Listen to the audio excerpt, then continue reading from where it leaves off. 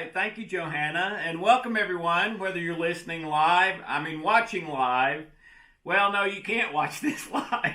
So you're watching by recording. But welcome. The topic for this week is life or death. Okay? And I guess you might say this is kind of a pet peeve of mine. You know, everyone constantly prioritizes things in their life, even if they already had a priority. Meaning, okay, you got your schedule for the day, but what if you wake up with a migraine? Or what if halfway through the day you get a really bad upset stomach and, start running to the bathroom every 5 minutes? What if you're going through your day and you get some just terrible news? Do you change your day? Do you reprioritize? Okay. What if you're going through your day and you get some unbelievable, once-in-a-lifetime, incredible news? Do you change your day? My thinking on both of those is probably you do. Okay. We constantly prioritize. Think if all of a sudden you're going through your day and there's water running everywhere in your house. You reprioritize. Okay? You had a priority to go do emails and then make some phone calls and then do this and then do that, but the water running on the floor changes that. Okay? And this happens constantly to all of us our whole life.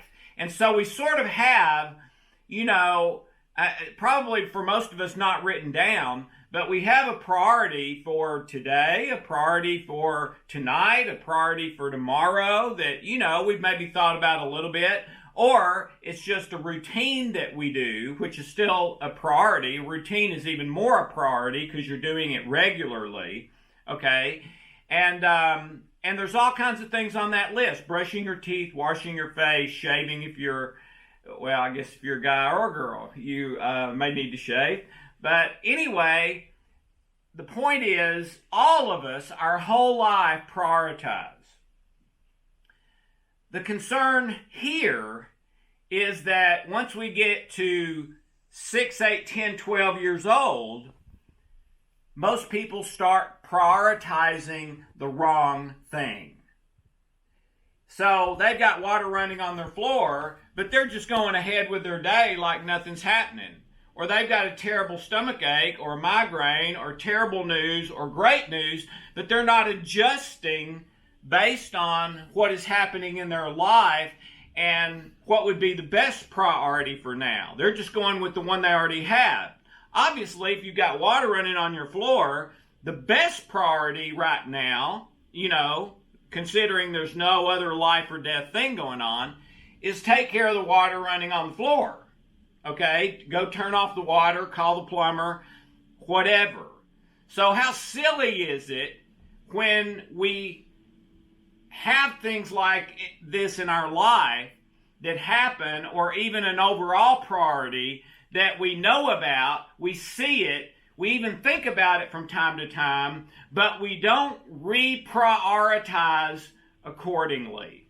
And that's what this week's teaching is all about, is that these spiritual laws of nature that we're talking about, and living your life based on how your brain, nervous system, mind, body are made to work correctly, which is in harmony with the spiritual laws of nature. But we're going against those laws, malfunctioning a lot, and we're not changing priority. We're just letting the water run out on the floor and doing nothing about it, okay? So, to me, it's life or death. It's life or death today. Your life experience for this day, right now, today, whatever day it is that you're hearing my voice right now, okay? Your experience this day, whether it's good, bad, or neutral, is largely determined by what you prioritize, what you focus on, and what's most important to you. Okay? So, if at the end of the day, your father or mother or child or spouse or friend says, hey, how was your day today? What you say is determined by what you prioritize. And by and large, if you prioritize your physical and external circumstances, then your answer to that question is going to be some days, oh, great, because things went your way that day.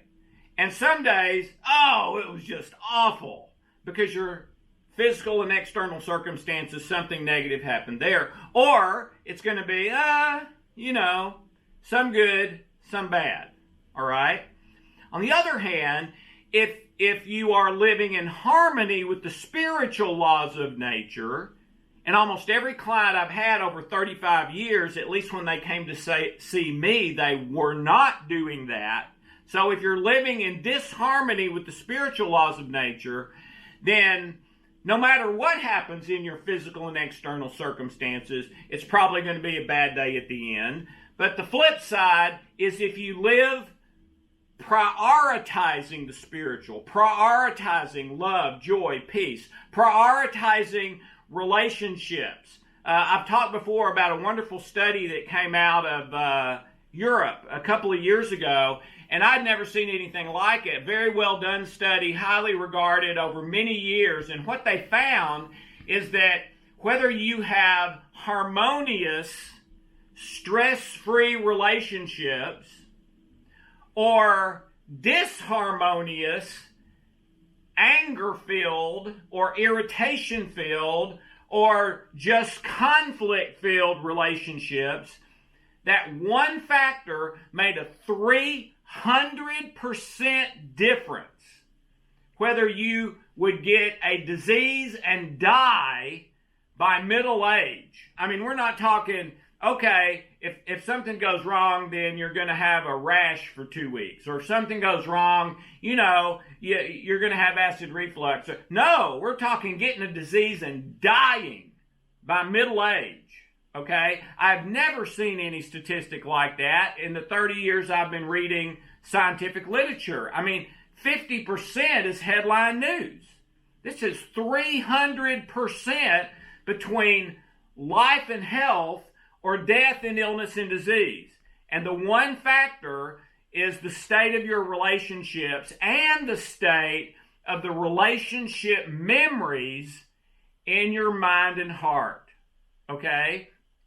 So all the research here, at least the latest research, is with me on this. That if you prioritize the spiritual, if you prioritize love, joy, peace, if you prioritize having right, harmonious relationships, okay, at the end of the day, almost every single day, you're going to say, yeah, it was a good day. I mean, and then maybe the person asks, what was good about it? Well, nothing special. I just, great thoughts, great feelings, good relationships. I'm living in the spiritual. I'm living in love, joy, and peace predominantly. Now, there's no path with no pain, but this is the path of pain with meaning and from a root of love compared to pain without meaning from a root of fear. All right? So, anyway, if you consider the truth about this matter, it is unbelievable to me that today so few people prioritize the spiritual. And I'm not talking about church, man. I went to church all my life. I wasn't prioritizing the spiritual. I mean, every once in a while I would on a retreat or some special night something happened, or maybe something would touch me for 10 minutes in one of the services or something like that.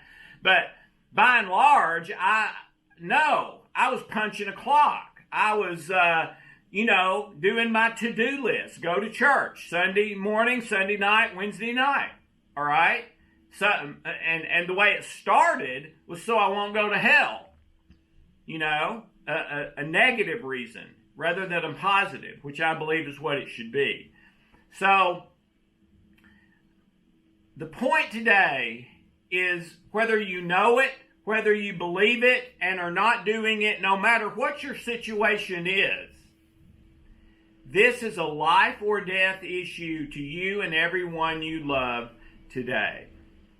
And it will be tomorrow and every other day of your life. So if you start living in congruence with that, your life is going to get better and better in virtually every way, including your physical and external circumstances.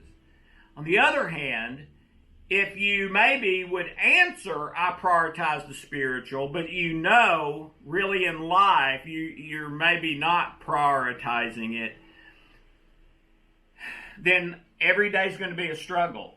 And at the end of every day, whether that day was good or bad is going to be almost completely dependent on your physical and external circumstances that happened that day, which means roller coaster, good, bad, terrible, wonderful, awful, and a life largely filled with stress, coping, and for many, just getting through the day and their to-do list. So, I'd like to invite you to prioritize the spiritual, join hands with me and hundreds of thousands and millions of people all over the world who are realizing this and are starting to live their life this way, or at least take steps to live their life this way, prioritizing the spiritual from the time your feet hit the floor from the bed in the morning to when they leave the floor back to the bed at night. So, you're invited, officially. And that's it for me, Johanna. All right, thanks, Alex. Now, if any of you have questions or comments, you can raise your hand by pressing star 2 on your phone. And that was really awesome, that whole teaching, Alex. I encourage everybody to watch or listen again to Alex teaching these laws of nature on YouTube, or the audio is also posted. These audios are also posted on YouTube after we do these interactions with Alex. I have one question for you, Alex. Okay. Last week. Yeah. It's from Marilyn, and she said, is there a difference, or what is the difference between turning every thought into a prayer or healing it with a trilogy? Yeah, good question. Is there a difference between turning every thought into a prayer when you have a negative thought versus healing it with trilogy? And I would say, yes, there's a big difference, a huge difference, okay? When I pray, man, I'm plugging into God. I'm plugging into the spiritual. I'm plugging into the possible miraculous, okay? And even outside of that, we have double-blind studies that show a night and day difference with people who are prayed for versus people who aren't, and neither one knew they were being prayed for, okay? In Larry Dossey's wonderful book, Reinventing Medicine, you'll find several of those, okay? So, yes, to me, trilogy is just a tool, like a screwdriver or a hammer.